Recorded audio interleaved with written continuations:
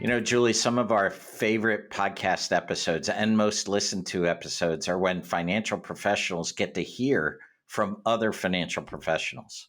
Absolutely. I think that peer-to-peer best practice and idea sharing is so powerful.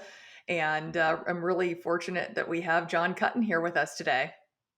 It's kind of interesting because, sometimes we meet financial professionals who are really, really good at what they do. And then there are some that have taken an extra step to go just beyond what we think of as the day to day planning and client experience of their clients.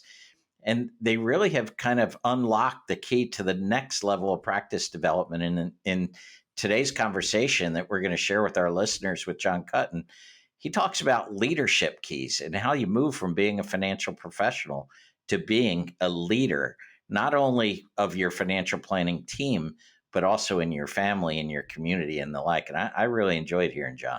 I took so many notes from our conversation with Jon today. I'm really excited for our listeners to hear his insights. So, Julie, before we get to listening to Jon, why don't you share with our listeners a little bit about who Jon Kuttin is and why we invited him to be part of our podcast? Jon Kuttin is a Barron's Hall of Fame advisor with nearly 30 years of experience leading and growing a financial advisory practice to over $65 million in gross revenues. Driven by a mission to develop leaders and to give back to the financial services industry, Jon also provides training and consulting services for seasoned practitioners through his consulting entity, Kuttin Consulting Group. He regularly speaks and contributes articles and has been featured in a number of publications, including Financial Advisor Magazine, Barron's Magazine, and Forbes. So, without further delay, let's listen in on the conversation we have with Jon Kuttin. Hi, I'm Jon. And I'm Julie. We're the hosts of the Hartford Fund's Human-centric investing podcast. Every other week, we're talking with inspiring thought leaders to hear their best ideas for how you can transform your relationships with your clients. Let's go. Jon, welcome to the Human-centric investing podcast. Thank you so much for joining us here today. Thanks, Julie. Excited to be here and looking forward to getting after it a little bit together today. So, Jon, it's interesting when I speak to a lot of advisors, there's a transformation that sometimes happens in practices and sometimes doesn't. A lot of successful advisors get to where they're at because they're experts at execution. They know their tasks. They know the planning angle really, really well. But you say that there is a transition that needs to happen towards turning an advisor, an executor, really a practice aficionado into a leader. Why is that so important as financial professionals think about their practices and the development of their practice? Sure, Jon. Great question, and something I love to talk about. So, I think about it in these terms. I've got a saying that I'm known for in my office, which is it's the leader, it's always the leader. And what I mean when I say that is at some point in a business, right, there's two levels, in my opinion, of growing a business. The first is self-leadership. So to your point, Jon, most advisors who get to a certain level in their practice were good at managing themselves, making decisions, holding themselves accountable, learning how to become a great practitioner. But most of us never signed up to actually lead other humans, right? Other real human people that actually require leadership and support, so on, et cetera. So I've been for years talking about a concept, and in the financial services industry, right, the data that speaks to me is for many advisors, 0 to about $1 million in gross revenue is generally based on someone's ability to have grit, to become really good at marketing and sales. And for many of us, that's what gets us from 0 to $1 million. It's not easy, but ultimately, many advisors have gotten there. From $1 million to $3 million in revenue, on average, every practice is a little bit different. What we found is it has a lot to do with the actual experience that you provide to a client. So, Mhm. is what you do as a financial advisor, does it resonate with your clients? Do you retain clients? Do they stay with you for a long time? Do they continue to pay you that fee? Do you win more wallet share, meaning more of the client's assets? And does your business organically grow? Are you introduced to friends and family in the way of referrals? And for a lot of advisors, right, they get there in that million to $3 million phase. And somewhere in there, you've had to become a leader, but you could still run what the industry calls a lifestyle practice, meaning you really have people in the business, these humans, right, John and Julie, that we talk about, that are there to ultimately support what you do. At Mhm. some point, if those humans aren't developed to become, whether it be a mini you or have a bigger role in the organization, it gets hard to ever get past that area. And I think a lot of advisors get stuck in that 0 to 2 or 3 million in revenue. The third phase of growth in a business is around really what I would call kind of creating quantum growth, which is interestingly the name of my podcast, as you know. And quantum growth is about leverage. And there's three different pieces that I believe can be leveraged. One is money, right? So capital to invest in your business, whether that be in people, in marketing, in continuing to invest in the things that have worked up to that point. The second is technology, right? Being able to really lever technology for efficiencies and scalability.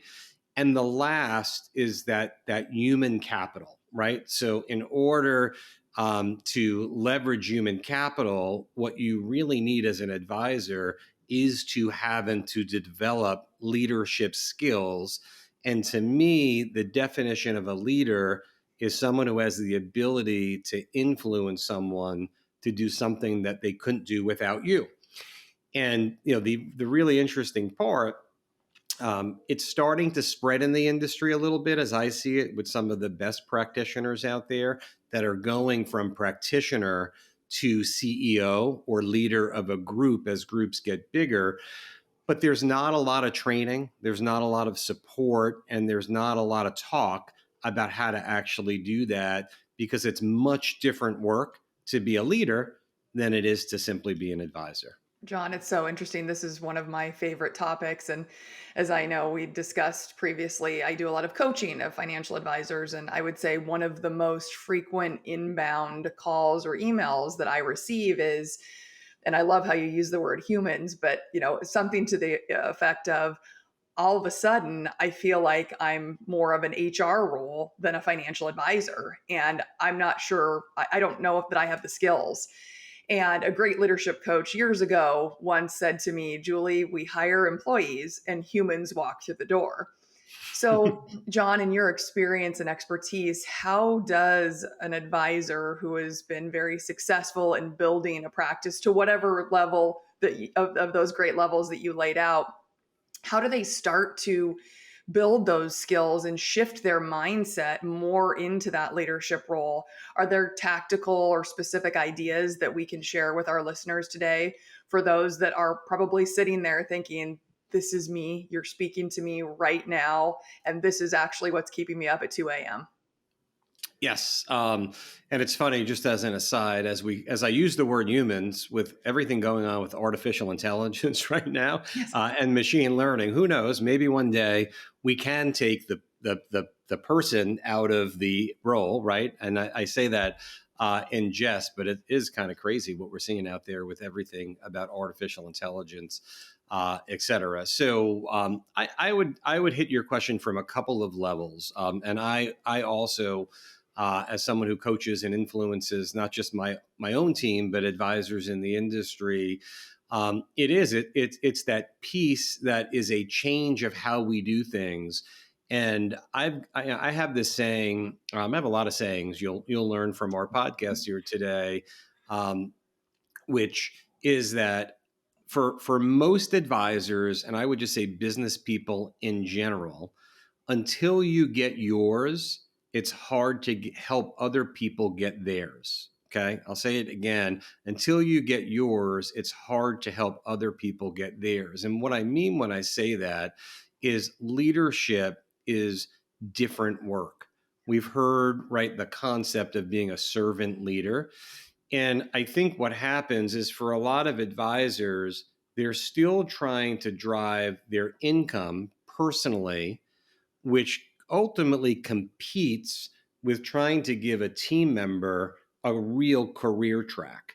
And one of the things that I learned is once the business gets to a level that you realize you really can't get what you want without helping other people get what they want, the natural progression is to start to learn and develop yourself as a leader.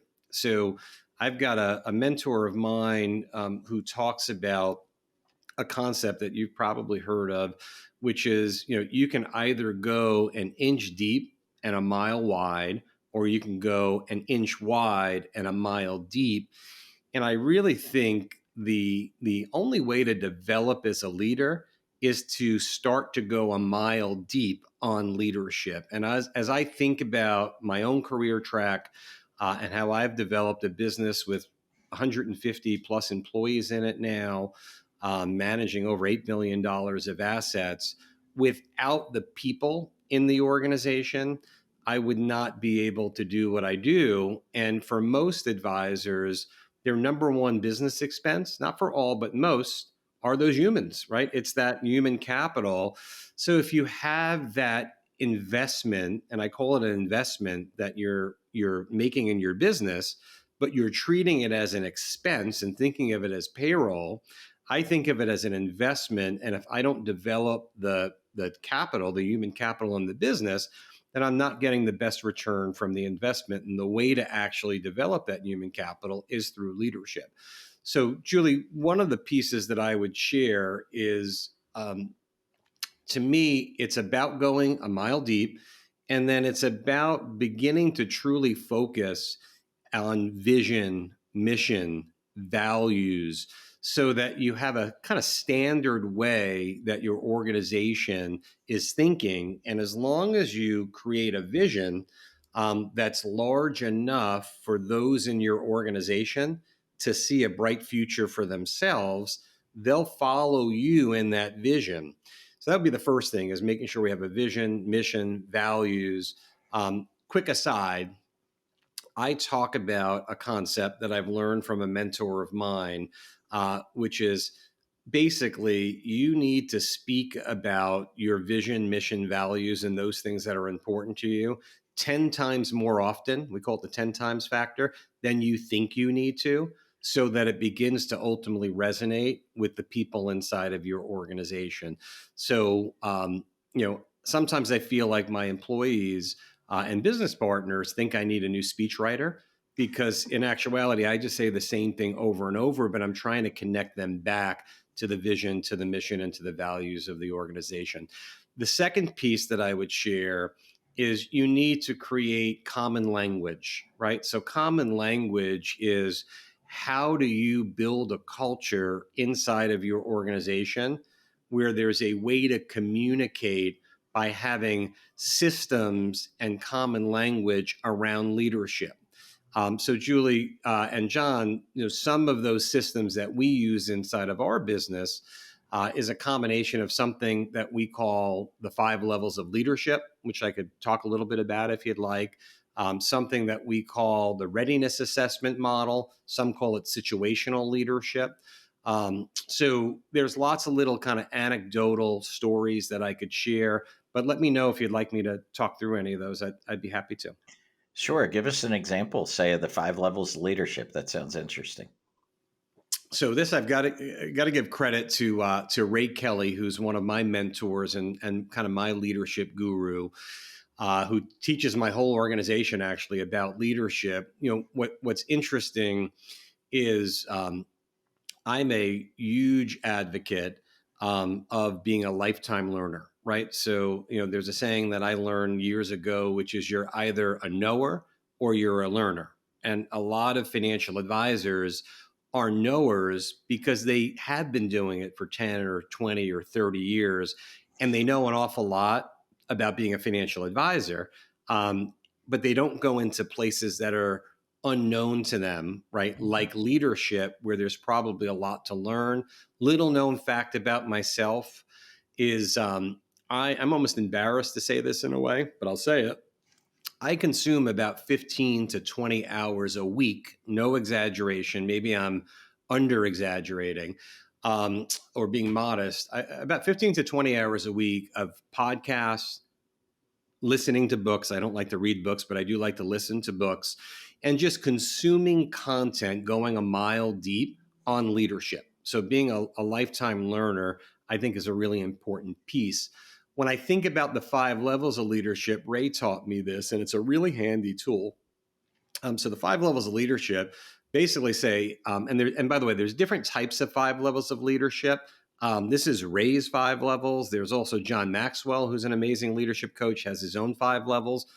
Different, very good, but different. So as I think about the 5 levels of leadership and how we use it inside of my organization, a level 1 leader can simply get the job done when told what to do. Okay, really simple. Someone asks you to get a task done. As a level 1 leader, you can get the job done. A level 2 leader can do the same thing as a level 1 leader, but in addition to that, they can identify a problem. So as they're trying to get that task done, they can identify that there is a problem that they encounter. Okay. Now, what a level 3 leader is they could do, as you can imagine, they could get the task done as a level 1. They could identify a problem as a level 2. But in addition to that, they, as a level 3 leader, can actually solve the problem without the help of anyone else. I know this seems really, really basic, but to the advisors listening in, if what you hear from your employees a lot is, well, no one ever taught me how to do this. You don't understand. I'm too busy. I couldn't get the financial plan done. I couldn't get the paperwork done. I didn't have time to confirm the meeting. Okay. Those we view as business owners as excuses. Okay. What it really is, it's a level 2 way of thinking, because all that follower can see is the problem. Okay. Now, a level 3 leader can see that that the copy machine is jammed, just to give a really simple answer. And instead of shooting you an email saying, "Hey, John, just so you know, the copy machine is jammed and I can't make any photocopies, so I'm going to go back to my desk and have a cup of coffee and check my phone," they actually solve the problem. Whether it mean they unjam, if that's a word, the copy machine themselves, or they know who the copy machine repair person is, and they pick up the phone and they call that person and they get it done quickly because it's good for the business. So what I like to say inside of our wealth management firm is we love level 3s, right? Level 2s are frustrating. We love level 3s. What a level 4 leader can do, or is all about, is all of the same things I said, right? And I say it, by the way, guys, I'm repeating myself 10 times more, which is why I go back to what a level 1 can do so everybody can understand it. Is a level 1 can get the job done when told what to do or asked to do it. Level 2 can identify a problem. A level 3 can not only do those 2 things, but they could also solve the problem with no help from anyone else, all by themselves. But what a level 4 leader can do is all of those things, but they can also rally a group of people around a common cause, i.e., solving the problem.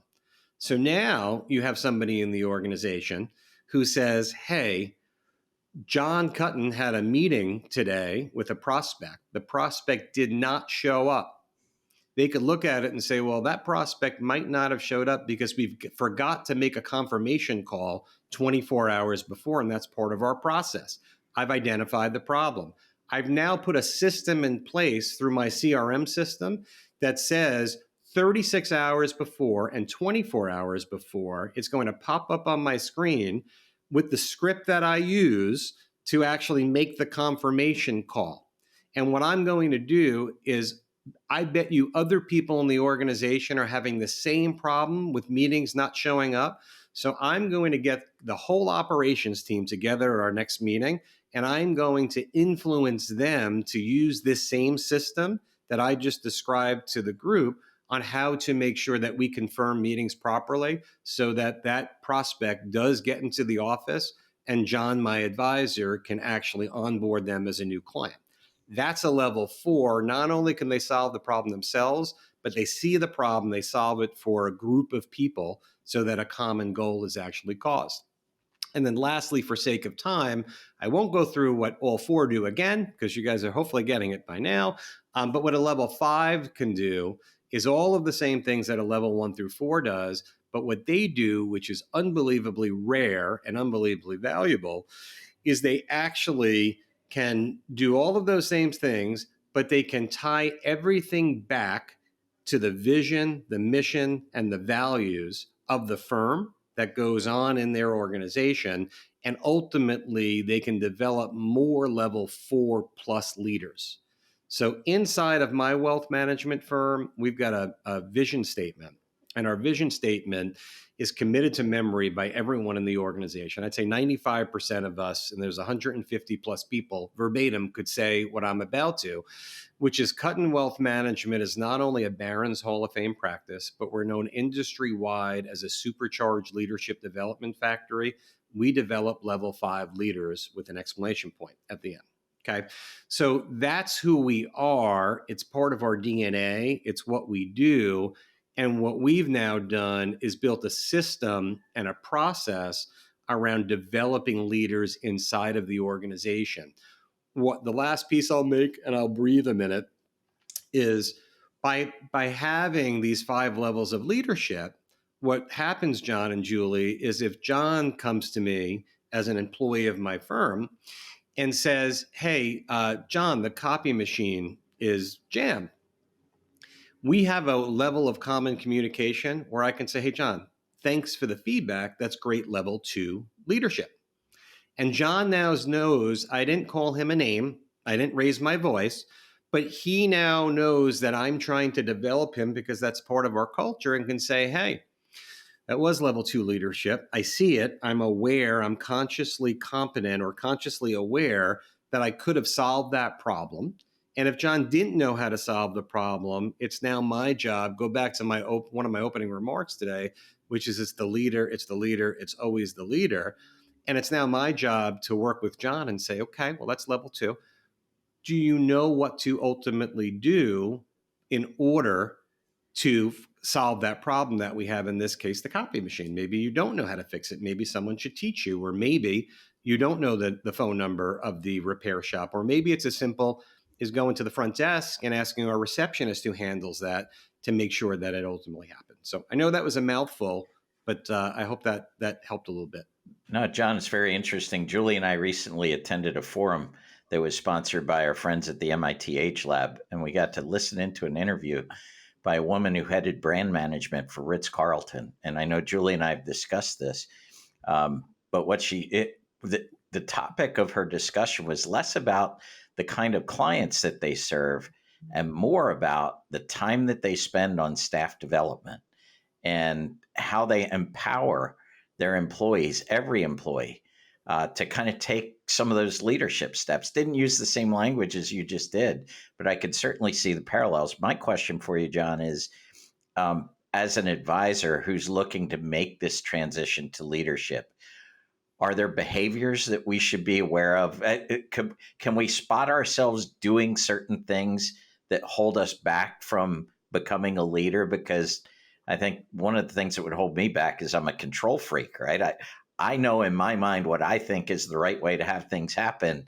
How do I suppress that, or how do I deal with that in my own nature?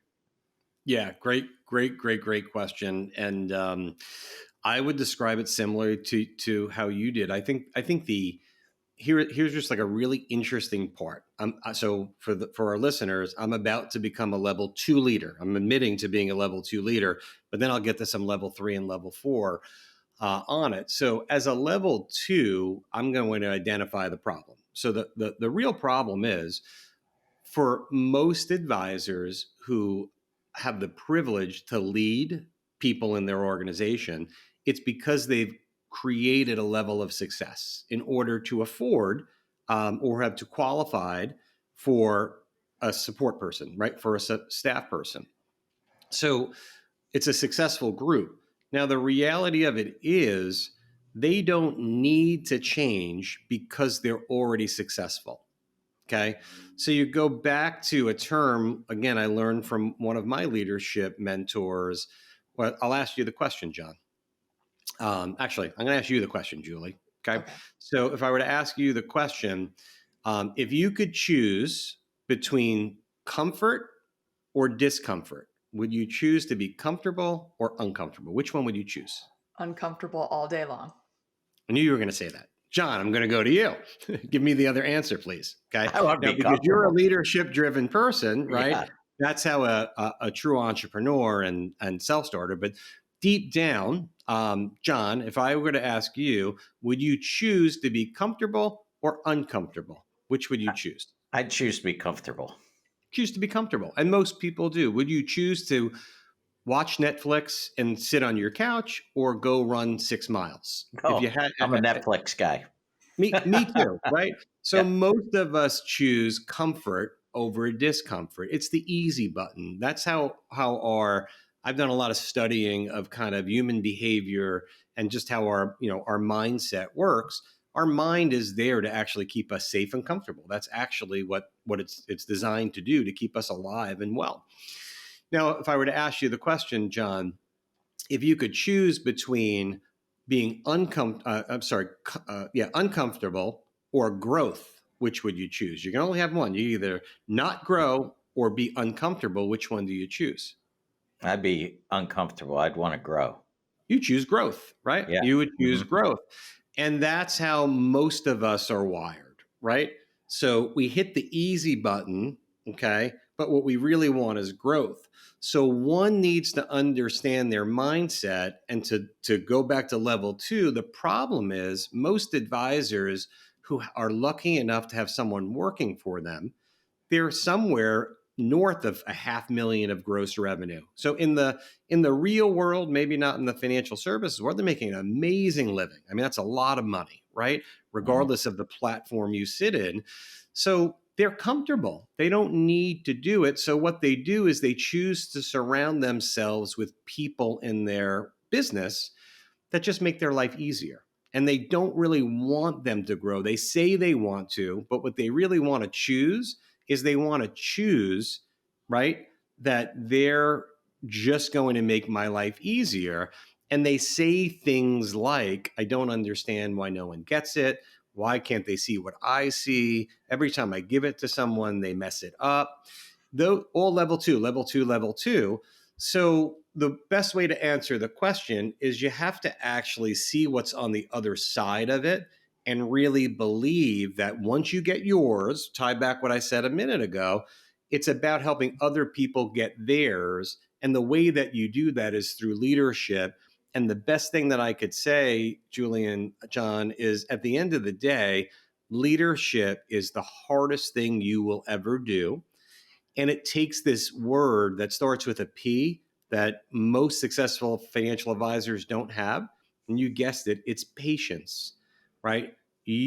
For you to develop your leadership skills, it takes a while.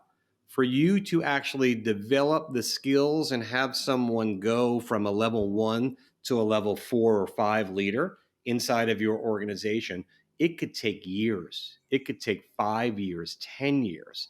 Now, when you get to the other side of it, okay, I'm full of great sayings, or at least what I think are great sayings, all stolen from other people, by the way. But there's this saying, right, that when you think about it, think about for a minute, guys, a mountain, okay? On the bottom left of the mountain, write the word simple. On the bottom right of the mountain, again, write the word simple.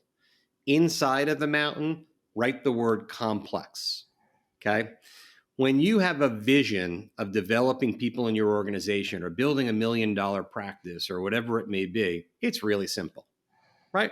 This is what it looks like. This is what it feels like. I can't wait till I get there. These people are going to work for me and they're going to understand me and then we're going to grow and we're going to take over. Really simple, okay? In the middle of that simplicity, to get to the other side, there's all this complexity. There's personalities. There's Mary didn't show up on time for work. right? Johnny wants to get paid more money and doesn't want to do the hard work and thinks he or she is worth more. There's all of this stuff. And there's a saying, which I wouldn't give a fig for simplicity on the near side of complexity, but I'd give my right arm for simplicity on the far side of complexity. The problem is it's years of hard work in that complexity, and most quit before they actually get through it. So, as someone who I think has kind of gotten to the other side in some areas of my life, certainly not all areas of my life, what I would share as my very long answer to your very short question is those are all of the things that I think actually stand in the way of advisors getting there. And I can share with you as someone on the other side, it's worth it. It's worth doing all the hard work. It's worth the learning. It's worth the complexity. And one of the pieces of leadership that resonates with me that I didn't really realize as I kind of started on my journey of becoming a leader, really probably 18 years ago is where I really started to focus on leadership, is one, it's never ending. So you can go a mile deep. Just so you know, it's way further, it's way deeper than a mile as you get into it. There's just different levels and levels. But most importantly, we're all leaders. Forget about your employees. You're a leader to your children if you have children, to your significant other if you have a significant other, to your community, to your church, to your synagogue, to whatever it is that you may do. In a way, we all lead someone. And the better leader that you become, I think the better impact that you can have on the world. Well, John, since this is the Human-centric investing podcast, we have a list of questions and we're going to just rapid fire and whatever is top of mind, share with us your answer so that we can get to know you a little bit better. Here we go. John, what's the best age? The best age, well, I would say, I'd like to say the best age is whatever age I am, meaning trying to truly enjoy the age that we are. Um, I have to say, as much as I enjoy every moment of the life of my life, um, I think, thinking about being a kid, and I don't know if it's when you're 10, 11, 12 years old, when you just don't know the world and everything is possible and amazing and great. I think there's an innocence and just a greatness, for lack of a better word, about being that age. So I've got 4 boys, and they're all from 23 is my oldest to 16. So they're all beyond that. But man, it was kind of cool when they were just little and just like thought I was a god, and like, they could do whatever they want, and they can, and I believe that. But I think somewhere in life, for most people, everybody kind of gets this reality dose and feels like things that aren't possible really are. And not to get too philosophical, but I'm a big studier of mindset, and I think kids don't understand limits. And I think adults believe that there are limits that actually don't exist, and therefore they don't necessarily accomplish the things that they're capable of because society has kind of beat into us to just be normal. And I don't know. That's a long philosophical question. I could have just said 12, but that's how I would look at it. John, on a scale of 1 to 10, 1 being introvert, 10 being extrovert, where do you place yourself? So you guys won't believe this one, but I would say I'm a 2. I'm introverted. So clearly I can speak and be extroverted when I need to be, but I actually enjoy being by myself, or enjoy being with my wife and my kids and just kind of family. It's work for me to be at a dinner party or speak on a podcast or a presentation. I love doing it. I feel like I'm pretty good at it, but it sucks my energy. It doesn't add energy. I'm going to record your answer and use it for myself over and over and over again. Yep. I love that. I think being aware of what takes our energy and what recharges us is so important. I think that's a bit of a superpower once you can tap into that in life. Self-awareness, right? Absolutely. Exactly. John, would you rather binge a TV show or watch a movie? I like to do both. My goodness, I give a lot of. I love the way I unwind is to sit in front of the TV. Sometimes I stare at it and I have no idea because I'm thinking about something else and I don't pay attention. And I just ask my wife, like, what just happened? But I actually think of late, it is binge a series. I think back in the day, before there were series that you can binge, I loved going to the movies with a tub of popcorn and a big Diet Coke. But today, I'd say Netflix and Hulu and all those things are where I spend more of my time. My last question for you, Jon, are you a dog person or a cat person? I'm a fish person. I'm weird. So That's cool. I have, you know what? My oldest son had a bad experience, not an awful experience, but a scary experience, which he was fine with the dog when he was little. And therefore we are not dog people. And I didn't have a dog growing up. I don't want to offend any listeners, but I don't get cats. It's not my thing. But I do have a beautiful pond in my backyard, and I have about 30 koi fish. And the good thing about koi fish is you actually don't need to walk them. You don't need to clean up after them. You just need to get someone to clean your pond. And when you go away on vacation, you don't need to put them anywhere because they could just swim around. So koi. And if you don't have cats, you don't have to worry about the koi. Exactly. It all works. Where I live, I live in a very wooded area, et cetera. And we have a lot of wildlife and deer. So I tell people I have pet deer because they literally live on my property and eat all of my flowers and trees and drive me bonkers. So it's been me against the deer, and I can't keep them out. And they're winning. Yes, I'm losing the battle. Not only, Jon, am I losing, but I've given up. And if you can send the deer the podcast, they've won, and please have them go away. Thank you so much for sharing all of these tactics and ideas. And my mind is swirling, and I wish we had hours more together to talk about this. But since we're out of time for the day, for those listening, if you're interested in finding out more about Jon's independent practice of Ameriprise Financial Services LLC, visit KuttinWealthManagement.com. Or if you're interested in learning more about Jon's coaching and training organization, visit KuttinConsultingGroup.com. On behalf of both Jon and myself, thank you so much for being here with us on the Human-centric Investing Podcast today. Thanks for having me, Julie and Jon. It was a pleasure. Thanks for listening to the Hartford Funds Human-centric Investing Podcast. If you'd like to tune in for more episodes, don't forget to subscribe wherever you get your podcasts.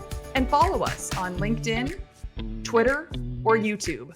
And if you'd like to be a guest and share your best ideas for transforming client relationships, email us at guestbooking@hartfordfunds.com. We'd love to hear from you. Talk to you soon. The views and opinions expressed herein are those of the guest, who is not affiliated with Hartford Funds.